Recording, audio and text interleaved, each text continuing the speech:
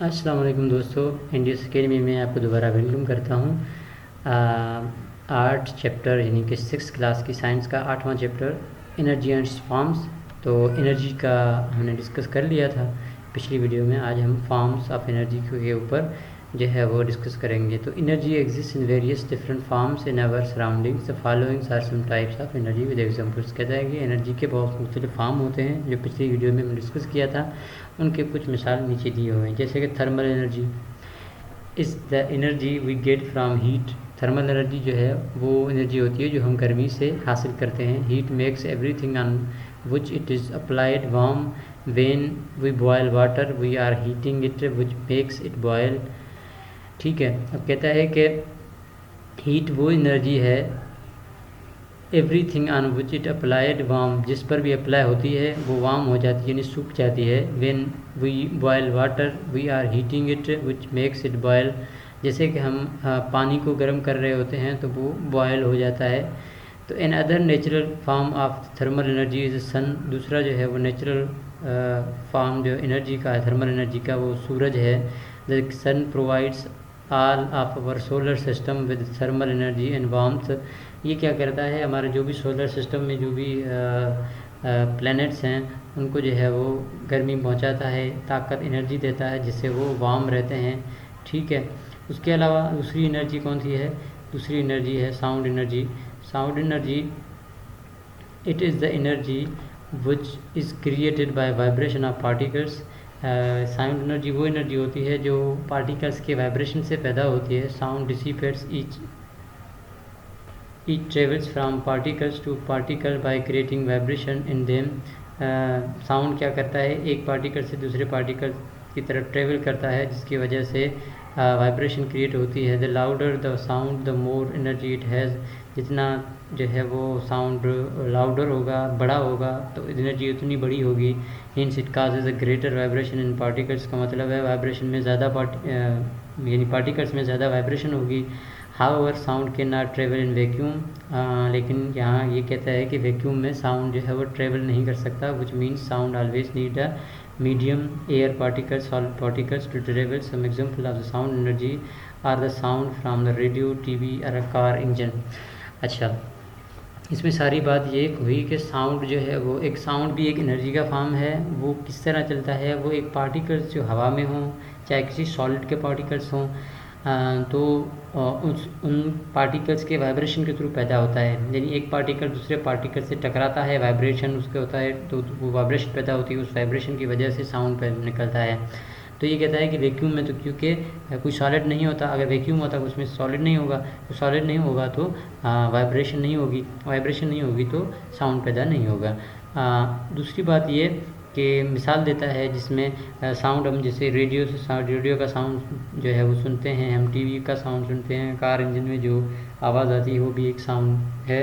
तो ये सारे जो है वो ये जो है एनर्जी का दूसरा फॉर्म है। उसके बाद इलेक्ट्रिकल एनर्जी है, बिजली की तवानाई, बिजली एनर्जी है। Is also another form of energy which in the flow of negatively charge electrons in electrical circuit.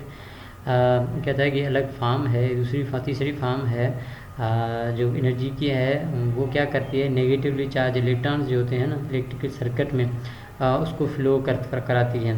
वो जो फ्लो होते हैं तब इलेक्ट्रिकल एनर्जी जो है वो प्रोड्यूस होती है। Electricity is a very essential part of our lives.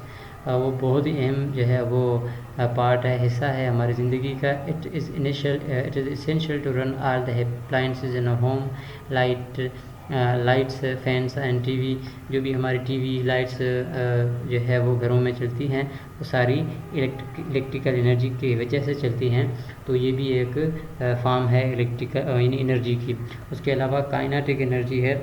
Kinetic energy it is the energy which every moving body possess. जो भी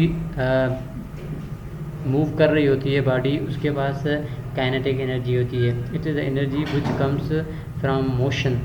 ये वो एनर्जी है जो मोशन से, मूवमेंट से आती है। यानी कोई गाड़ी, कोई कार, कोई जगह, कोई इंसान मूव कर रहा हो, मोशन में हो, चल रहा हो, तो उसमें वो एनर्जी आ जाती है। Greater the motion greater the kinetic energy. जितना मोशन तेज़ होगा उतना काइनेटिक एनर्जी होगी। A car driving at a fast speed, a man riding a bicycle, electrons moving in an electrical circuit, or even a child running. All these are example of kinetic energy because the object is in motion.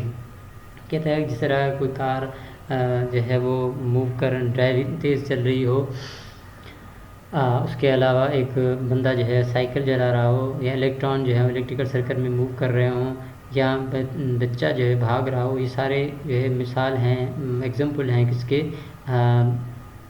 Kinetic energy के।